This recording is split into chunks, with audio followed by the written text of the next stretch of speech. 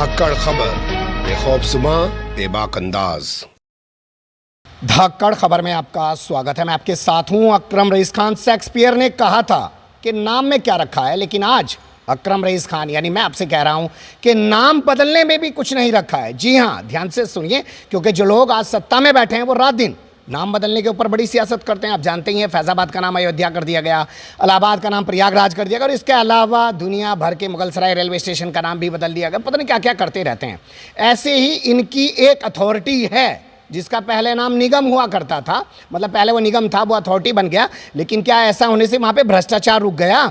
ऐसे ही इनकी एक उसी अथॉरिटी की, उसी निगम की टाउनशिप है जिसका पहले नाम ट्रोनिका सिटी हुआ करता था और अब उसका नाम बदल कर दिया गया है ट्रांस दिल्ली सिग्नेचर सिटी। तो क्या भ्रष्टाचार रुक गया? नहीं, भ्रष्टाचार और आगे बढ़ गया है। जो भ्रष्टाचार अभी तक नजर आता था, सरकारी सार्वजनिक जो भूमियां हुआ करती थी, पार्क की भूमि है, ग्रीन बेल्ट की भूमि है, बैंक्वेट हॉल की भूमि है, इसके अलावा स्कूलों की जो ज़मीनें आरक्षित की गई हैं, उनको खुर्द-बुर्द करके प्राइवेट बिल्डरों को बेच दिया गया। करोड़ों के घोटाले हुए यहाँ पर, और अब यहाँ धर्म स्थलों की ज़मीनों पर भी निशाना बनाया जा रहा है। जी हाँ, और धर्म स्थलों में जब शुरुआत की जाएगी, आप समझ जाइए, जो आज माहौल बना हुआ है, सबसे आसान टारगेट है मुसलमान। भैया उन्हीं के धर्म स्थल पर जाके बवाल शुरू कर दो, बता दो कि सरकारी संपत्ति पर बना हुआ है, सुनने वाला कौन है? 2 मिनट में बुलडोजर चल जाएगा, सब तहस नहस कर दिया जाएगा। कोई विरोध करेगा तो उस पर मुकदमे कर दिए जाएंगे, गैंगस्टर लगा दी जाएगी, घर को कुर्क कर दिया जाएगा, एनकाउंटर में मार भी दिया जा सकता है, या घरों पर बुलडोजर भी चलाए जा सकते हैं।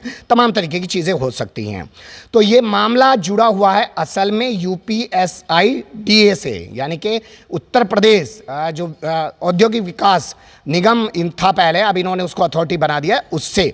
और उसका एक सेक्टर है B1। वहाँ पर सदियों से, सालों से एक मस्जिद है जिसको लड्डू शाह मस्जिद कहा जाता है। अचानक यहाँ पर एक भूचाल मचा दिया गया है। कहा जा रहा है कि लड्डू शाह जो मस्जिद और दरगाह मज़ार है, ये सरकारी संपत्ति पर बना हुआ है और ये अवैध है, इसको यहाँ से हटाया जाना चाहिए। प्रकरण इतनी तेजी से उछला कि इस पूरे मामले को लेकर 2 जिलों के प्रभारी रह चुके, गाजियाबाद और बागपत से उत्तर प्रदेश अल्पसंख्यक के प्रभारी रह चुके रियाज अहमद जी को एक्टिव होना पड़ा। वो जाके पुलिस प्रशासन के अधिकारियों से मिले हैं, उन्होंने इसकी शिकायत की है। तो वो बात करने के लिए हमारे साथ हैं, उनसे बात करेंगे। और इसमें एक दिलचस्प पहलू और भी है कि जज साहब के फर्जी सिग्नेचर भी इस्तेमाल किए गए हैं। जी हाँ, सोचिए कितना बड़ा परपंच रचा जा रहा है धोखाधड़ी, भ्रष्टाचार करने के लिए। बहुत शुक्रिया रियाज अहमद जी वक्त देने के लिए। जी शुक्रिया जनाब, चैनल के अधिवक्ता जो भी हैं आप। देखिए, मेरा सवाल आपसे ये है कि ये जो भ्रष्टाचार वाली बात आपने अपने प्रार्थना पत्र में लिखी है, आप कह रहे हैं कि ये तो पुराना गढ़ बना हुआ है, सेंटर बना हुआ है ट्रोनिका सिटी, अरुण मिश्रा का जिक्र आप कर रहे हैं। तो अगर आप मान लीजिए किसी भ्रष्टाचार का जिक्र कर रहे हैं और उस भ्रष्टाचार से आज इस भ्रष्टाचार को जोड़ने की कोशिश कर रहे हैं, तो वो मुद्दा अलग है, ये मुद्दा अलग है। देखिए, मैं आपको बताऊं, आज अल्लाह का शुक्र है योम आशूरा का दिन है, और आज ही के दिन इमाम हुसैन रज़ियल्लाहु ताला अन्हु, इमाम हसन यानी उनके ख़ानदान ने जो शहादत दी थी। और योम आशूरा का दिन हमें सिखाता है कि बातिल की कितनी भी बड़ी ताकतें हों, उनसे हक़ के लिए लड़ता रहना चाहिए, इंशाअल्लाह कामयाबी मिलेगी। और हक़ की लड़ाई हम लड़ रहे हैं। दरअसल भ्रष्टाचार का जो मामला है, मैंने जो अधिकारियों से मिल के मैंने देखा, 15 दिन पहले, 10 दिन पहले ये मामला मेरे संज्ञान में आया कि ट्रोनिका सिटी यूपी, वर्तमान में उसका नाम UP सीडा है, जो लोनी में गाज़ियाबाद में स्थित है, वहाँ का एक सेक्टर B1 है। उसके अंदर काफ़ी सालों से, लगभग 40 सालों से एक मस्जिद मज़ार बना हुआ है। उस परिसर में जो ट्रोनिका सिटी जब एक्वायर की गई थी, लेआउट जो इनका प्लान तैयार किया गया था, इनका जो सर्वे रिपोर्ट होता है, उसमें नियम अनुसार उस जगह को छोड़ा गया। इसको थोड़ा मैं चाहूँगा आप और विस्तार से बताएं। इन्होंने काफ़ी महत्वपूर्ण पॉइंट बताया। इनका कहना है 40 साल से पहले से ये जगह है, जब यहाँ पे UPSIDC ने ज़मीन को एक्वायर भी नहीं किया था, अपनी टाउनशिप भी नहीं बसाई थी, और जब उन्होंने टाउनशिप बसाई तो ये ज़मीन को माना कि मज़ार है, दरगाह है, मस्जिद है, और इसको अपने लेआउट प्लान में छोड़ दिया। आपके पास कोई कॉपी है? जी, देखिए, हमारे पास जो UP सीडा का एक लेआउट प्लान होता है हर सेक्टर का, और उस प्लान के अंदर इनके छोटे कर्मचारी से लेकर MD तक के उस पर साइन होते हैं। वो सब बेवकूफ़ तो होते नहीं हैं।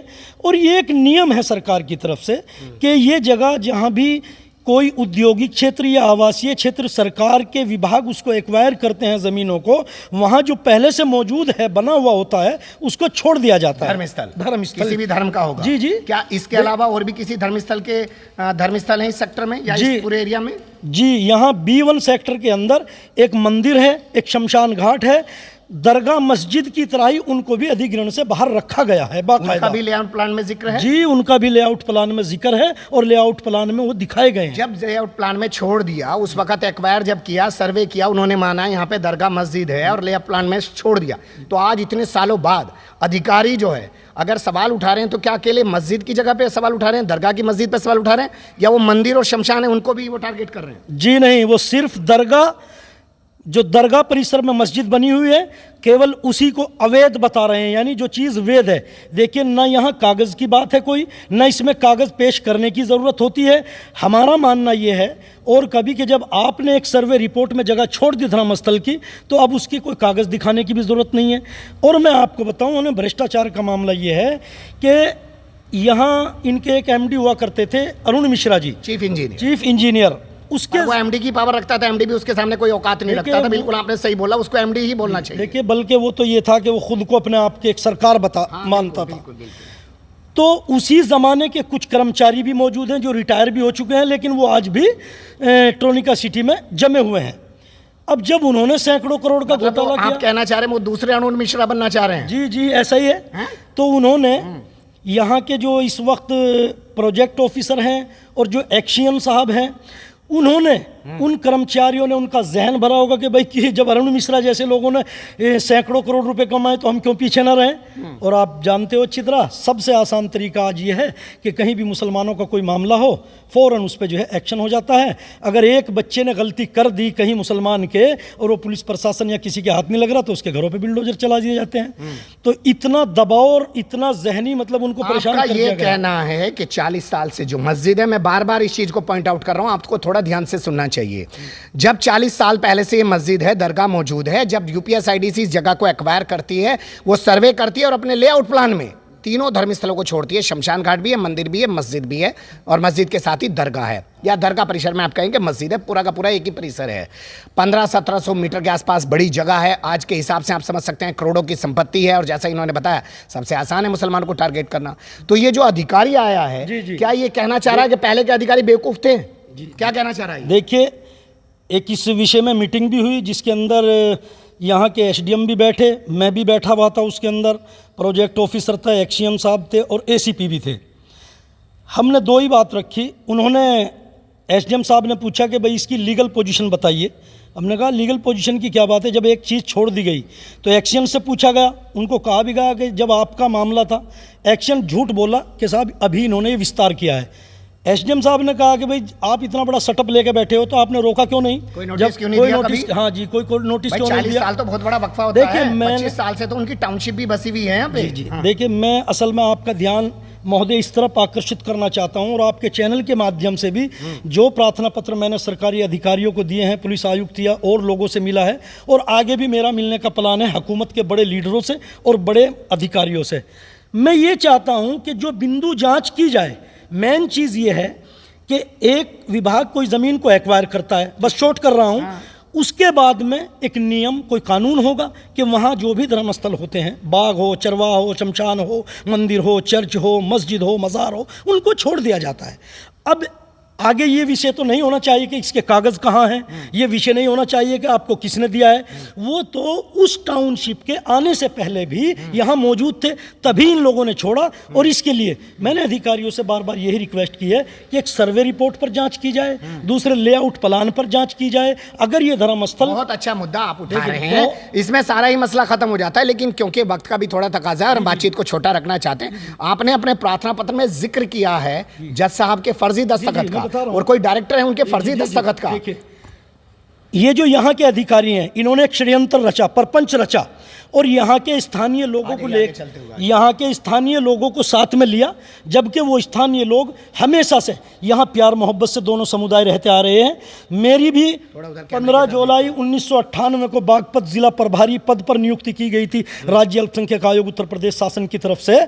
मैं भी जब से लगातार, उसी के चंद दिनों बाद मुझे गाजियाबाद दे दिया गया था। तो जब गाजियाबाद दे दिया गया था तो मैं भी यहाँ आता जाता रहा हूँ। मतलब आप इस धर्मस्थल पर आए हैं, इस मस्जिद पर आए हैं? मैं लगभग 1999 से आता रहा हूँ इस पे मस्जिद पे, ये तो जब से मेरी नियुक्ति हुई।